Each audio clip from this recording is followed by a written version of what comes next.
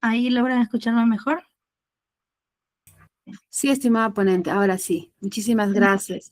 En la proyección logran ver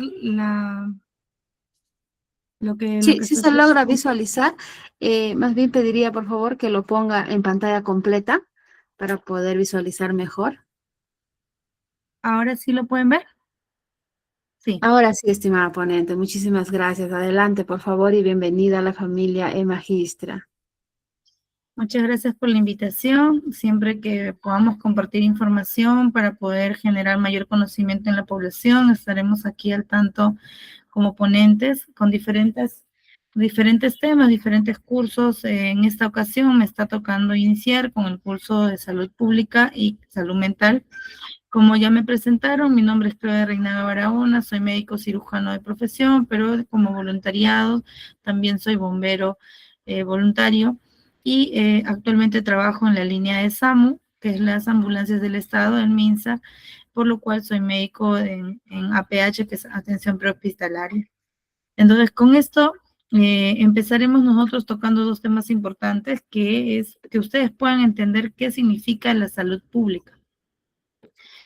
La salud pública en el Perú abarca no la salud individual de las personas, es decir, en medicina a veces acudimos a un consultorio, damos nuestra problemática, nuestra enfermedad al médico, el médico hace un diagnóstico, se trata ese diagnóstico y se da un medicamento y de repente algunas pautas a seguir.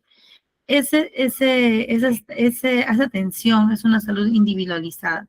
En cambio, a diferencia de la salud pública, se ve a la población en general, se ve un macro, un todo, ¿no? La salud de todos los peruanos. Entonces, para poder nosotros abordar la salud integral de toda la población, en este caso en el Perú, se tienen que hacer estrategias sanitarias o prioridades nacionales que en el MINSA se han proyectado desde el 2024 al 2030, ya con una resolución, etcétera, y es un plan a seguir en este periodo, que principalmente ve que tengamos una atención primaria, que son las atenciones que se hacen en los hospitales, que tengamos la prevención de las enfermedades y la promoción de la salud, de las buenas prácticas de la salud, para nosotros abordar determinantes sociales, que son las principales problemáticas que son analizadas en cada país, y bajo este análisis que se hace, se pone prioridades. Aquí en el Perú se tiene más o menos 50 estrategias por medio del Ministerio de Salud, las cuales son prioridades nacionales de salud, y así hay un listado y por cada listado se tienen estrategias específicas. Por lo tanto, una de ellas, para que vayan entendiendo, es la salud mental. Hay muchas otras, ¿no? Como las enfermedades no transmisibles, que son la hipertensión, diabetes, enfermedades transmisibles, por ejemplo, la chikungunya, el dengue, ¿no? Hay muchas enfermedades que van a ser parte de estrategias y entre todo este largo listado tenemos la salud mental también, que será un tema que trataremos después. Pero para que ustedes me entiendan, la salud pública es ver la salud de todos los peruanos en macro, en grande, y generar acciones que cambien esta enfermedad desde una atención primaria en un hospital, previniendo esta enfermedad y promoviendo de que haya buenas prácticas para evitar estas enfermedades.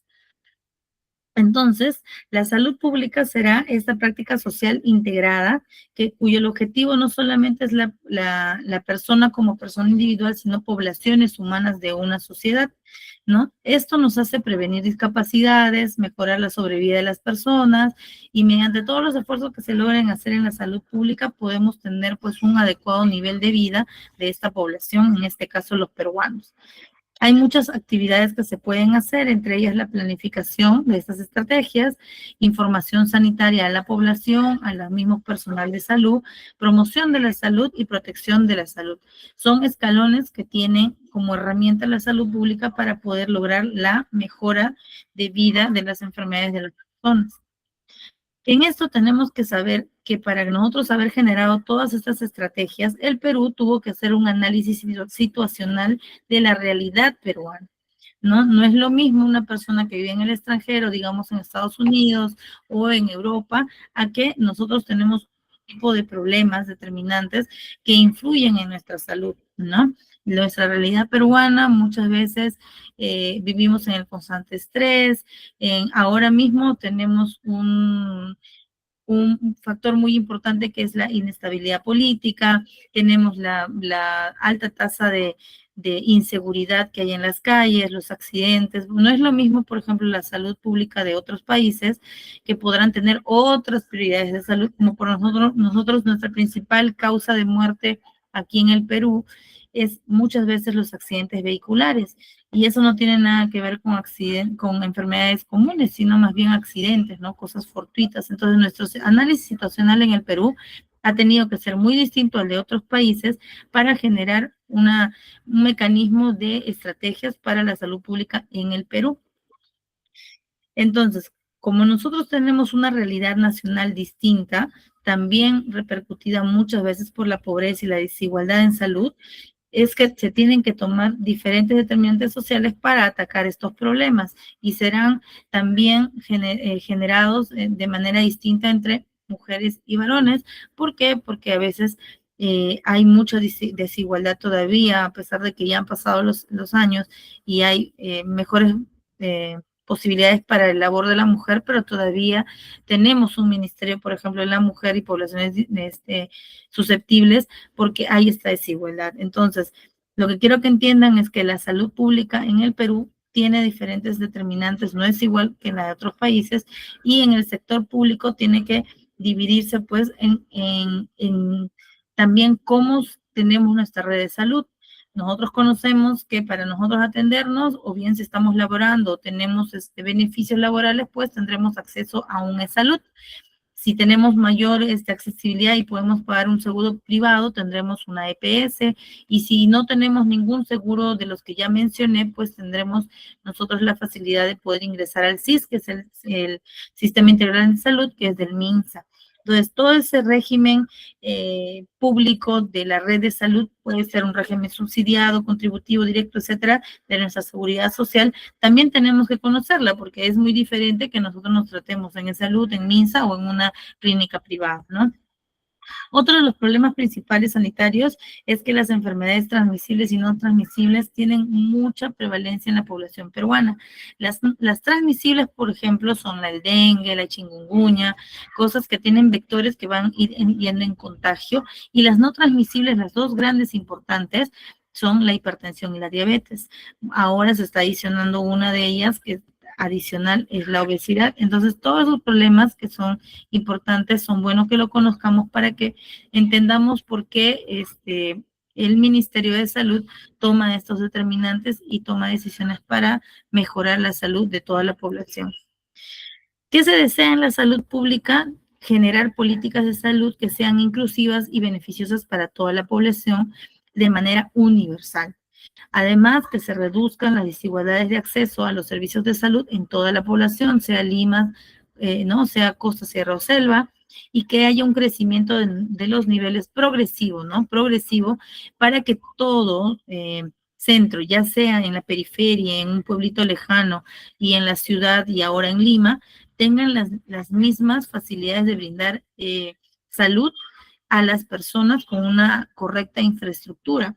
Por eso también se ve que mucho se pide que en las provincias pues se generen hospitales, se generen centros de salud o centros de diagnóstico para que las personas no tengan que venir hasta Lima para buscar un diagnóstico. Entonces, ¿qué tenemos que hacer ya teniendo toda esta información de nuestra realidad, teniendo las estrategias que ya han sido publicadas o son determinadas por el MINSA? Tenemos que hacer que la prevención en la salud sea un pilar, porque mientras nosotros prevengamos las enfermedades, evitaremos así las secuelas o la aparición de futuras enfermedades, o que éstas generen que una persona que por no tener prevención y tener carga genética, genera enfermedades que después de repente dejarán en ellos una incapacidad, una secuela, o que melle su capacidad laboral, y de repente esa persona es cabeza de familia y esa familia se ve afectada. Los hijos de repente no podrán estudiar, la familia no podrá prosperar, y eso influye como familia afectada en el desarrollo de nuestro país. Incrementar el número de unidades de prevención, atención, esto a nivel central también acá en Lima, como también en las periferias, ya sea en las regiones marginadas, ¿no? Fomentar las transferencias de recursos destinados a la salud pública. Esto lamentablemente en nuestro país por medio de la corrupción, que es algo que no podemos escapar, que no podemos decir que no existe, se pide como parte de las estrategias que haya mayor transparencia para que ese dinero que está siendo destinado de nuestro PBI hacia la salud pública se use efectivamente y llegue a todos los lugares donde debe llegar. Mejorar la calidad y seguridad del sistema integral de salud, eso mejora el SIS, mejora la accesibilidad física, o sea que las personas que tengan alguna discapacidad también puedan acceder de manera segura y facilitaria a los servicios de salud, ¿no? Entonces, ahora nosotros entendiendo qué es la salud pública, que básicamente vemos en macro la salud de toda la población en Perú, nos queremos nosotros centrar en esta ocasión en una estrategia que es la salud mental. Entonces, muchos de ustedes de repente conocerán o sabrán de manera muy general qué es la salud mental. Y aquí vamos a ver que la salud mental como tal no tiene una definición. De repente una definición en el diccionario pudiera ser, pero de acuerdo a las situaciones, de acuerdo a los gobiernos, de acuerdo a las organizaciones, tiene diferentes significados o se enumeran diferentes categorías para decir que esta persona cuenta o esta población, este país cuenta con una salud mental adecuada o inadecuada.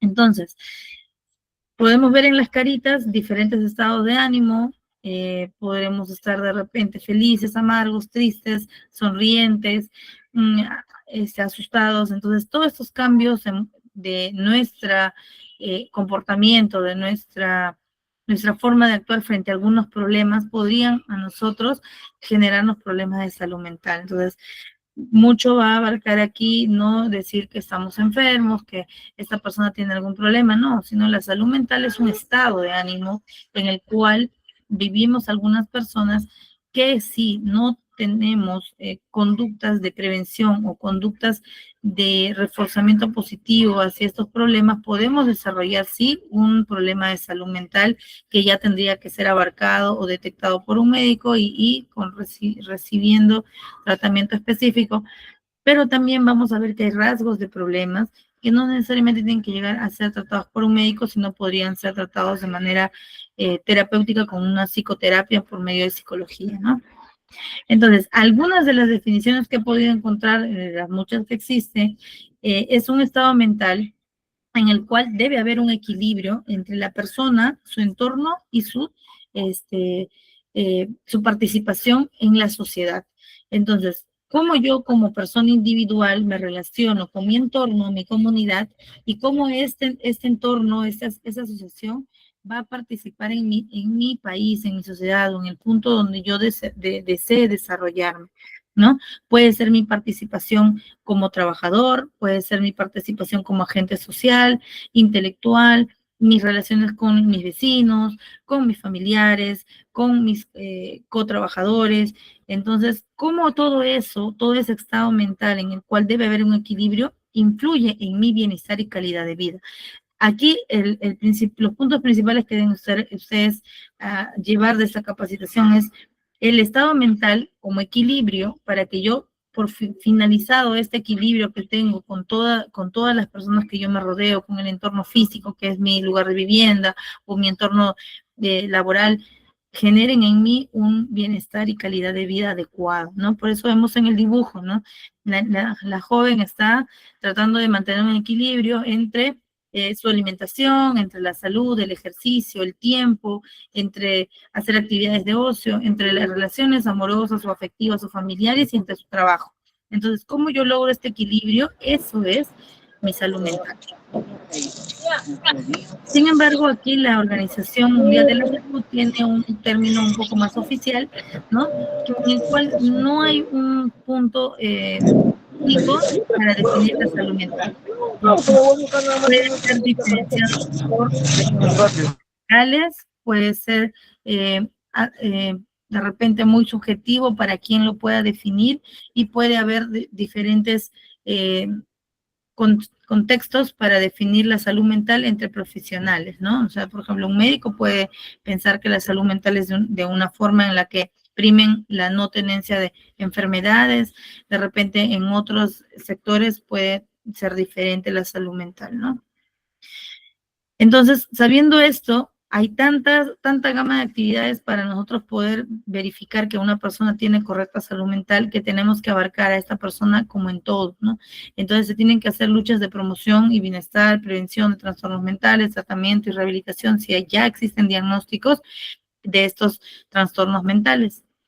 Sin embargo, sí, lo que sí queremos ver es que la salud mental no es una enfermedad mental, o sea, no es lo mismo, ¿no? La salud mental es un estado de ánimo en el cual yo me conecto como ser individual con mi entorno y genero, después de esta correlación, un bienestar y calidad de vida. Pero sí, ya la enfermedad mental es alguien que tiene un diagnóstico que tiene que ser tratado y que de repente hasta está medicado por medio de psicología y psiquiatría, ¿no? Entonces, no veamos lo mismo que cuando nos mencionen algo de salud mental, pensemos de frente en una enfermedad, así que no es lo mismo. ¿Ya?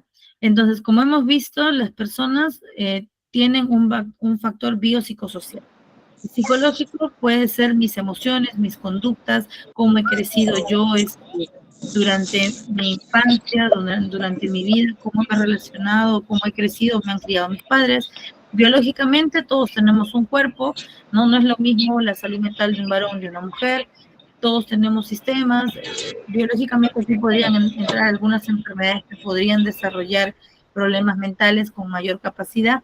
Y lo social es el entorno, mi adaptación, las relaciones que he construido a nivel de mi vida, tanto ya sea desde un niño pequeño ahora, ¿no? Pues que ingresan a estimulación, luego generan de repente ya un vínculo con un colegio, inicial, primaria y secundaria, y durante todo ese tiempo yo he tenido un proceso de adaptación para correlacionarme con otras personas de mi mismo sexo o de otro sexo, y he tenido que yo batallar para aprender y a vivir en sociedad. Entonces vemos que esto de ser una persona individual no es algo fácil, ¿no?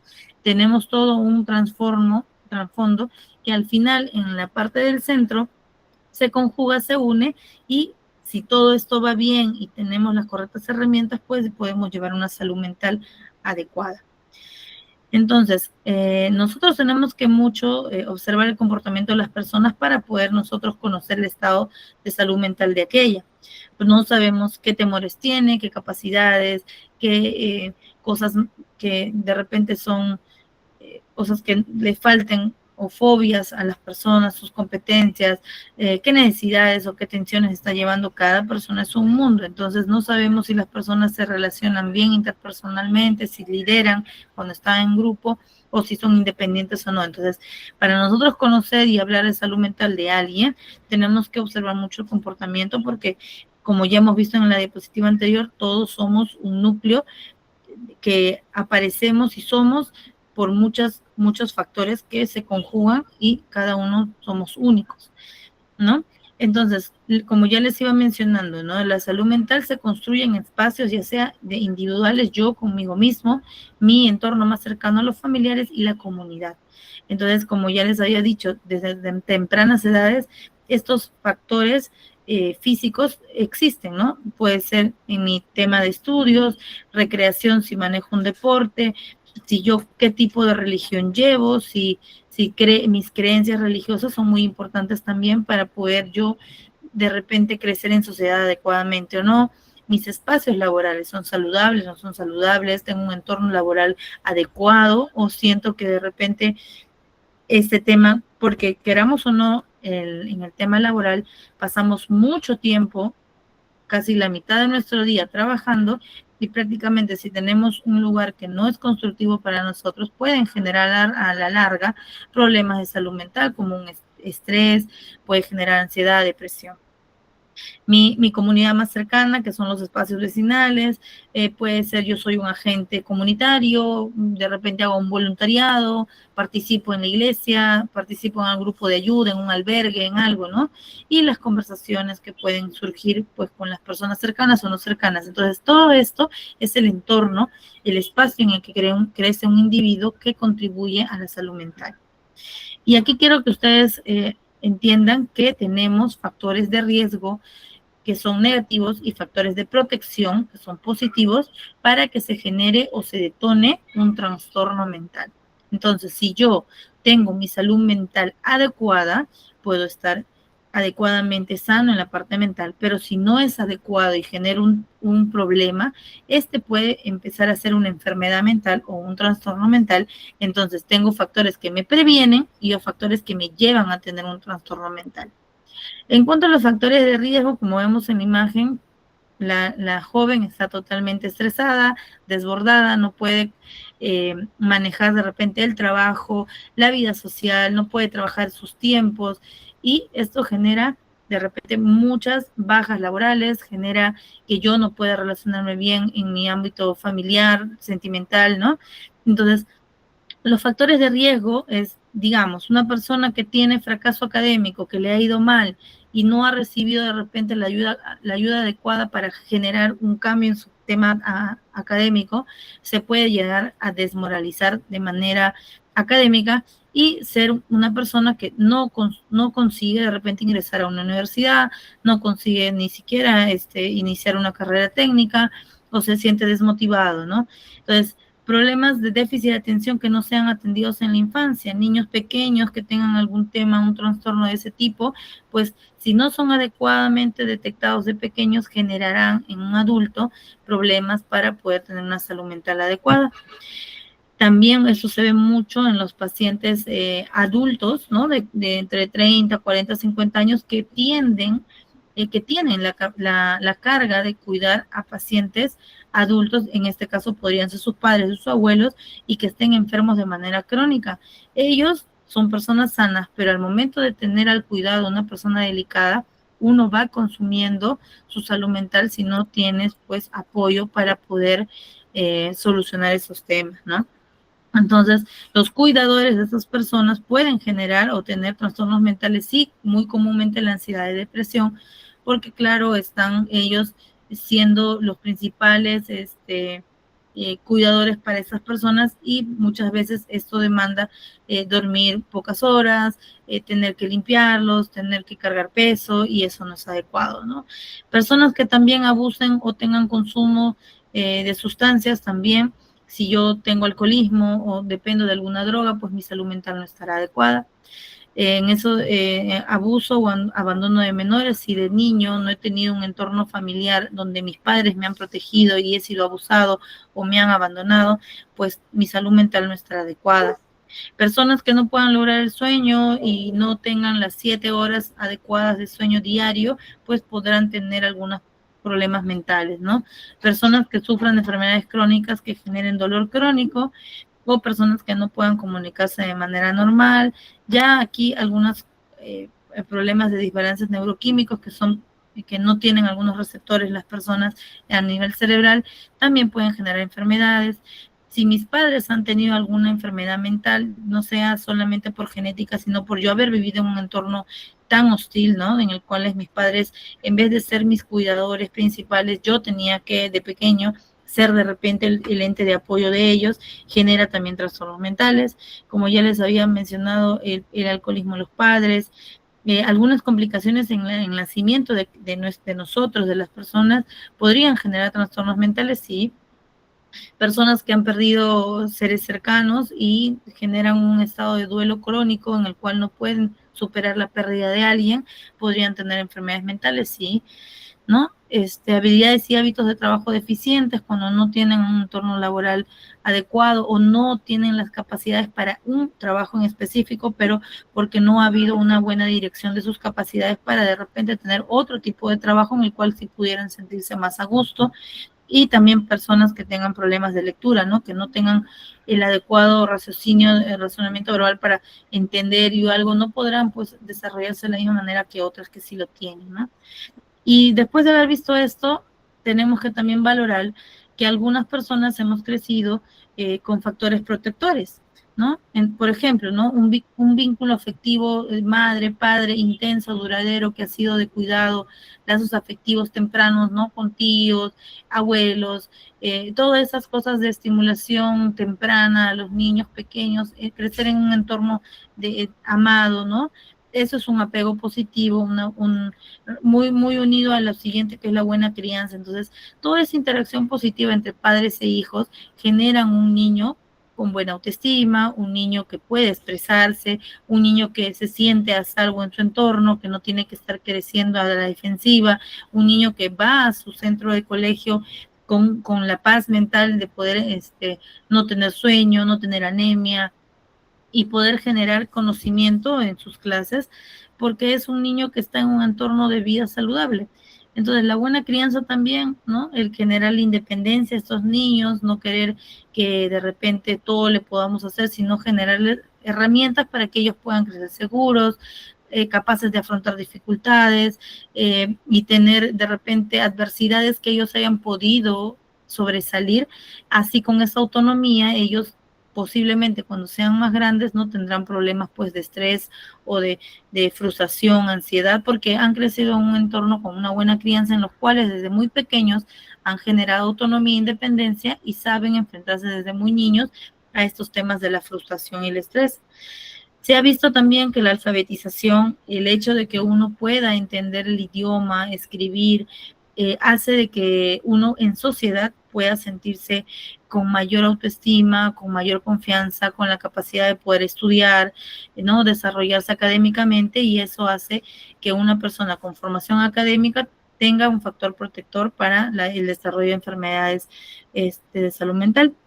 Y la sociabilidad es cómo yo he crecido, con qué destrezas he crecido o herramientas sociales para poder manejar conflictos, ya sea desde el jardín, en el hecho de saber esperar mis turnos, de repente turnarme los juguetes, ser amable con mis compañeros, entender el sufrimiento de otros, todo ese tema que ahora con la crianza respetuosa, con los padres que están más comprometidos, se está mejorando porque los niños crecen en un entorno con mayor, con mayor conocimiento y sensibilidad para sus congéneres, o sea, con las otras personas que socializa, y tenemos pues un niño que será un adulto funcional, emocionalmente adecuado para que pueda enfrentar las situaciones de mayor estrés que vienen sobre la vida de un adulto. Mantener las redes de apoyo, eso es muy importante, ¿no? No solamente es la familia, de repente no hemos crecido en una familia adecuada, pero a lo largo del tiempo tenemos amigos, tenemos familiares lejanos, compañeros de estudio, de trabajo, grupos deportivos o religiosos, cualquiera sea el caso, que no sean de repente nuestra familia nuclear, pero que estas redes de apoyo, si en algún momento yo caigo en algún tema, podrían ellos detectar o avisar, ¿sabes qué amigo o sabes qué persona? Te noto mal, te noto de esta manera, necesitas algo o una llamada, ¿no? Esta semana te he notado un poco triste, ¿qué pasó? Puedes confiar en mí. Y esas redes de apoyo muchas veces son las que sostienen a estas personas de caer en temas de salud mental. La autoestima alta, si tenemos un niño con apego positivo, buena crianza, que ha sido sociable, ¿no? Que mantiene unas buenas redes de apoyo, pues tenemos un ciudadano, un adulto que va a tener la autoestima alta, y sobre la valoración de otras personas, pues no va a tener más que tener en cosas claras quién es él, a qué ha venido a este mundo y qué quiere proyectar para su vida, y será pues un adulto con una salud mental adecuada. Aquí viene un tema que quisiera dejarles también, que es la resiliencia, es la capacidad de todo ente para poder afrontar una adversidad en la vida, superarla y de repente transformar este aprendizaje en algo positivo.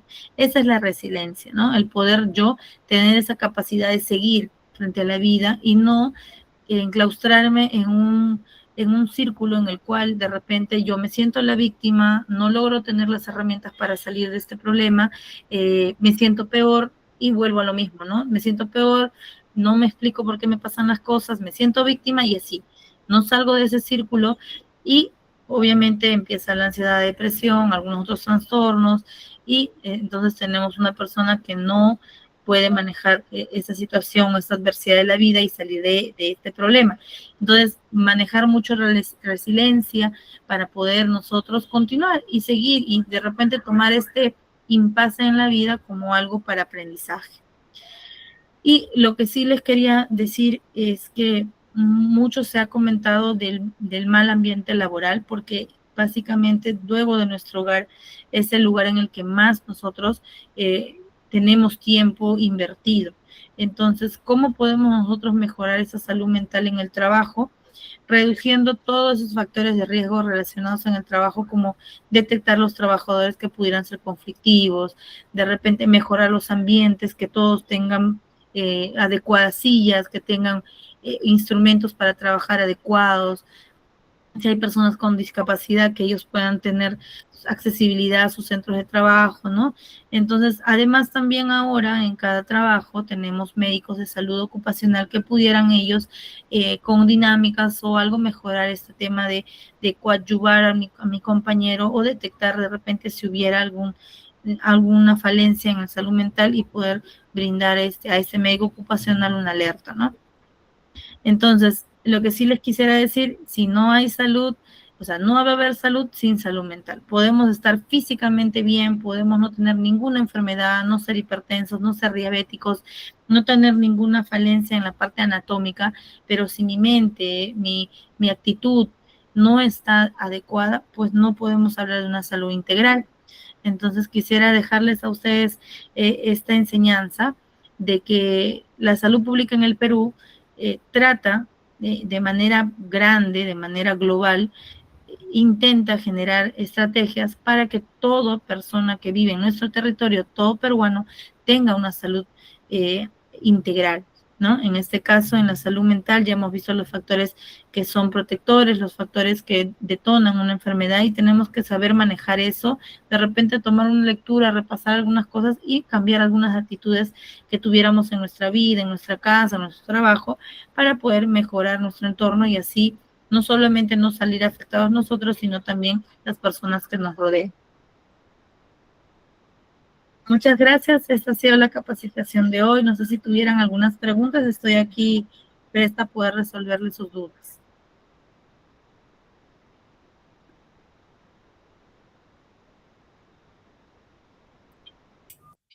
Muy bien, estimada ponente, muchísimas gracias por nuestra capacitación del día de hoy. Queridos participantes, vamos a darle bastante redacción de aplausos a nuestra estimada ponente, por favor, como ya le lograron escuchar. Vamos a entrar a las preguntas y respuestas. Por favor, pueden activar su audio para hacer las consultas o también dejar un mensajito aquí en la cajita del Meet que nuestra estimada ponente les estará respondiendo. Por favor, si tuviéramos alguna consulta.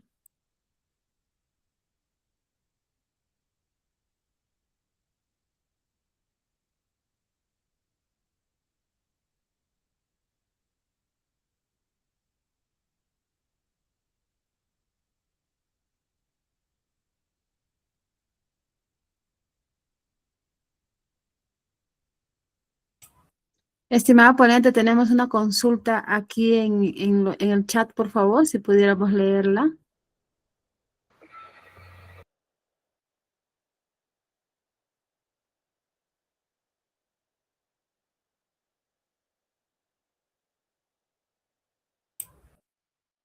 Estimada ponente, ¿nos logra escuchar, por favor?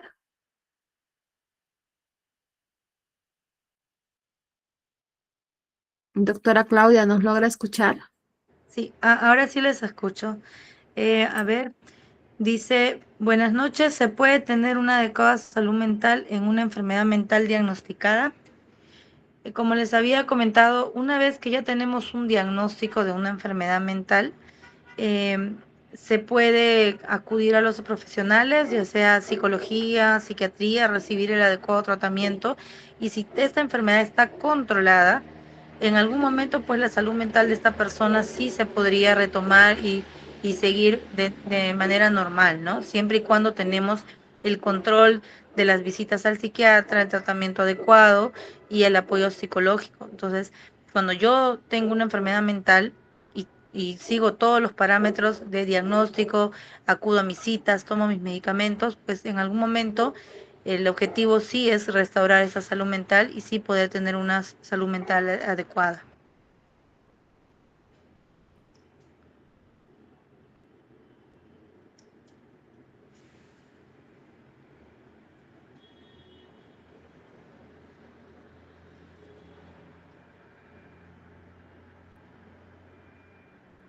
A ver, otra pregunta.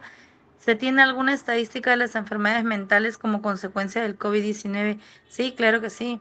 O sea, pasado el COVID-19, hubieron muchas personas que quedaron con miedos a enfermarse nuevamente, no solamente de COVID, sino de diferentes cosas. Personas que no se sienten cómodos acudiendo a un hospital porque piensan que van a contagiarse de alguna enfermedad, o personas que tuvieron pérdidas de familiares que han quedado con depresión o han quedado con un duelo constante, ansiedad, no estrés.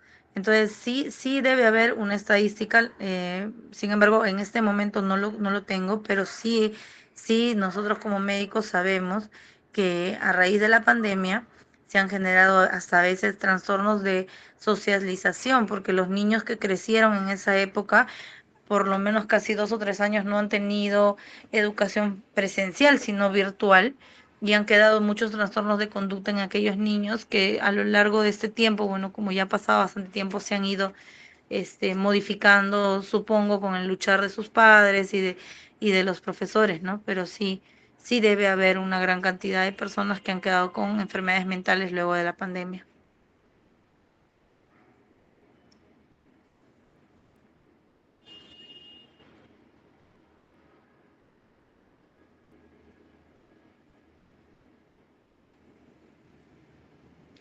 ¿Alguien más con alguna pregunta? De repente con audio o un mensajito más aquí a los mensajes en la llamada.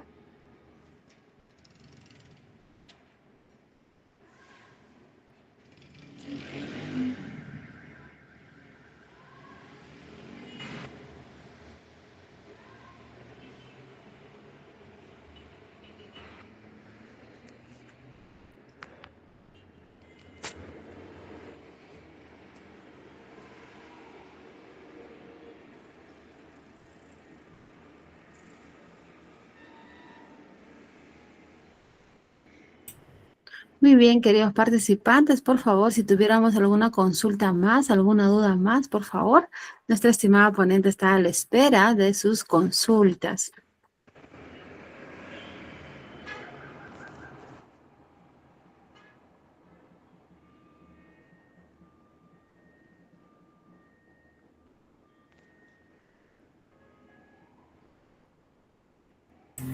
Muy bien, estimada ponente, doctora Claudia, muchísimas gracias por haber estado con nosotros el día de hoy aquí en la familia Magistra. Tenemos una consultita, me parece, de Mauricio. Por favor, adelante, puede activar el audio.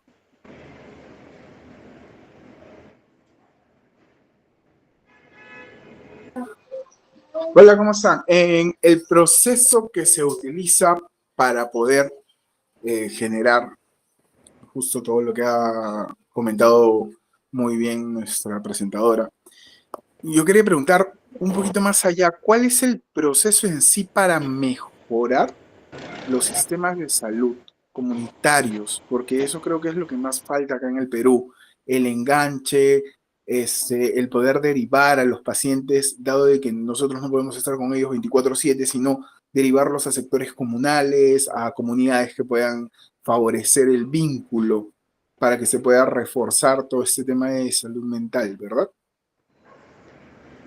Sí, gracias por su pregunta. Sí, claro, el MINSA como tal, ya hace más o menos 10 años, han tratado de generar centros de salud mental en diferentes distritos. Lo he visto acá en Lima, que hay centros de salud, no centros de salud de atención primaria, sino centros de salud mental. Si ustedes revisan en sus distritos, debe haber un centro de salud mental en el cual se supone se deberían derivar los casos ya diagnosticados para que hayan los seguimientos comunitarios, ¿no? Sí soy consciente de que no hay la correcta socialización de eso. ¿Por qué? Porque la mayoría de personas que tienen un problema de salud mental pues están sin tratamiento, están sin seguimiento o no se detectan, porque muchas veces nosotros estamos acostumbrados a un ritmo de vida tan ajetreado, en el cual estamos corriendo por el tráfico, corriendo al trabajo, llegando a la casa, viviendo una vida rápida en el cual pensamos que estamos cansados o pensamos que estamos agotados y sin embargo no detectamos que de repente estemos sufriendo de algún trastorno, ya sea de sueño, a un trastorno emotivo, un trastorno de ansiedad, de estrés, depresión, ¿no? Entonces, Las estrategias de salud mental justamente existen para acortar esa brecha, que no sea centralizado en Lima, que se pueda hacer en las comunidades, que se pueda hacer en provincias, que corra esto, pero sí hay un desfase muy grande en cuanto a la cobertura de estos centros por profesionales, ¿no?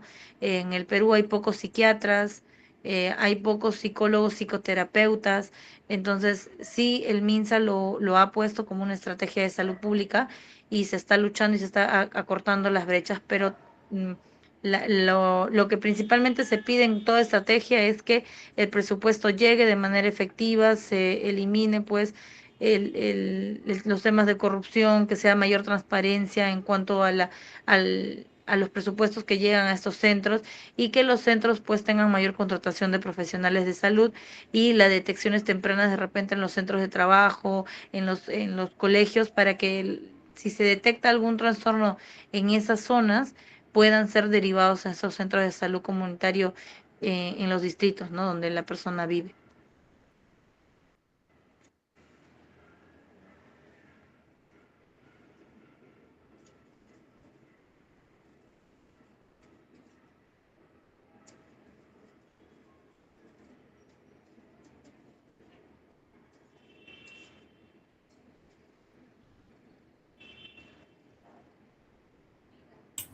Muy bien, queridos participantes, por favor, alguna consulta más ya para dar por finalizado nuestro curso del día de hoy. Quizás alguna consulta.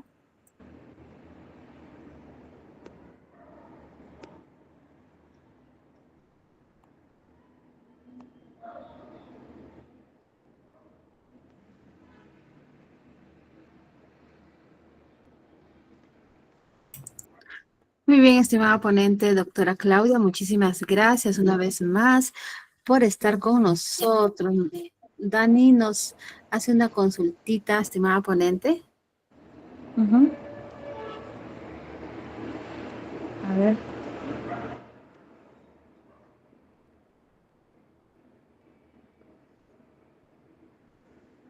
¿De qué manera se puede trabajar los estereotipos y prejuicios sobre la salud mental para acceder a algún programa de salud mental o ayuda psicológica? No, sí, claro, o sea, como les mencionaba, ¿no? Mucho antes a los pacientes con algún tipo de trastorno, solamente un trastorno de salud mental, ya los catalogaban con personas con desequilibrio emocional o personas que entre comillas lo llamaban locos, ¿no? Entonces, esos prejuicios siento que a lo largo de los años han ido disminuyendo. Ahora no solamente personas, familiares o amigos, sino también personas que pertenecen al mundo de la televisión, ¿no? Comunicadores, digamos, ellos también han visto este tema de la salud mental importante y sí se ha sentido en la última década que estos estereotipos o prejuicios han disminuido un poco.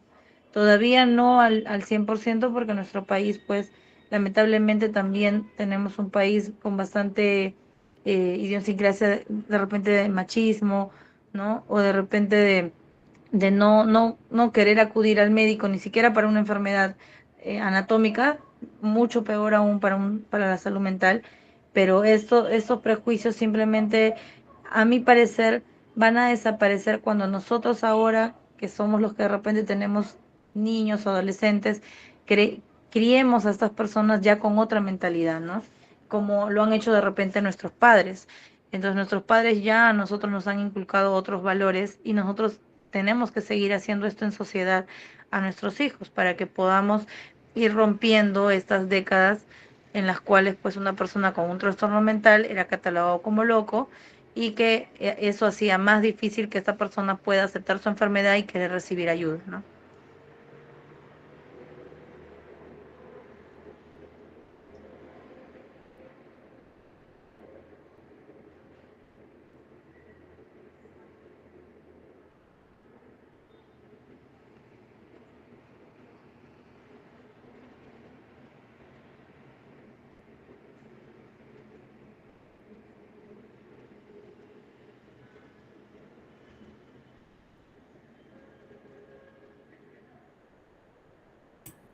Muy bien, ¿alguna consulta más, por favor, queridos participantes?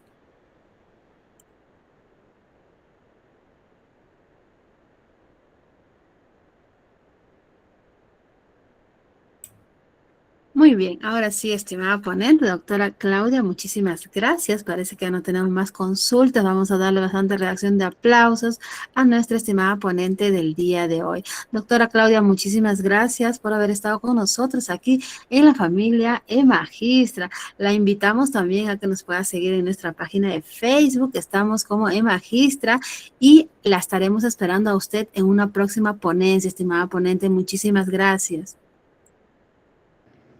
Muchas gracias por la invitación. Les agradezco mucho el que estén interesados de capacitarse. La mejora continua y la información que se pasa en las capacitaciones, pues siempre es algo bueno de llevar como un nuevo conocimiento y espero que puedan formar parte también de Magistra. Saludos a todos, muy buenas noches. Muy bien, entonces también de igual forma, queridos